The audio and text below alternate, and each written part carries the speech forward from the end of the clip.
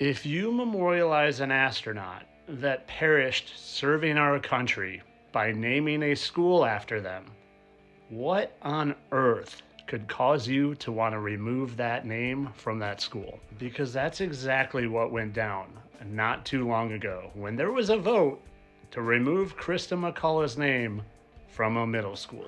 They literally want to remove her name to reflect the Oasis brand. Yes, let's remove a dead astronaut's name because we care more about our brand. Or could they have found something that made them want to remove the name? Something that has been coming to light a lot lately.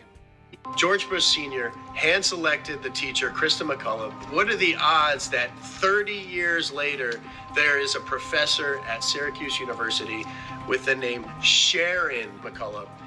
I still can't believe that I'm going to actually be going into that shuttle. It just really doesn't seem possible. Krista McCullough was asked if she had any fears about her space shuttle flight. People really feel that space travel is safe now. It's not that earlier feeling that, oh, it's going to blow up or something's going to happen. Right at this point, I feel that I'll be okay. Have you seen what some brave souls brought to the Brevard County courthouse recently? I'll remember the Challenger explosion that took place in 1986 that tragically took the lives of all 7 astronauts on board. It launched not too far from where we're standing here today. Well, the interesting thing is, a couple decades later, this thing called the internet came about, and someone allegedly found almost all of those astronauts alive and well, many using the same exact names. As you can see here, we have Challenger astronaut Judith Resnick and also a Judith Resnick Yale law professor. Michael J. Smith, the pilot of the Challenger astronaut, and also professor at University of Wisconsin, now retired Michael J. Smith. Commander Dick Scobie, who is now president of Cows and Trees. Now, if you'll notice, they all have the exact same faces 30 some odd years later, the same exact name, and they are the same age. The same is allegedly true for our friend who just happens to have that school named after them.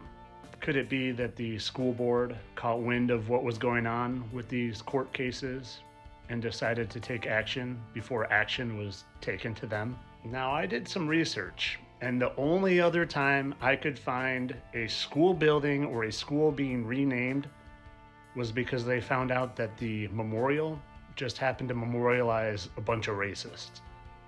What's the case here? Why are they removing the name of someone who is supposedly a United States hero that gave their life for the exploration of space? So as I've been doing lately, I'm not saying anything. I'm just showing. I'm not telling you anything is true. I'm just giving you some information, some visuals for you to make up your own decision. And hey, that's a funny looking smoke cloud. Kind of looks like a number associated with all sorts of evil. But as always, guys, I'm just here to entertain. I'm a satire clown, and I love NASA. That's why I moved to Florida, so I could be closer to NASA and go watch all their rockets go to the moon and to Mars and to other galaxies, and all for entertainment purposes only, of course.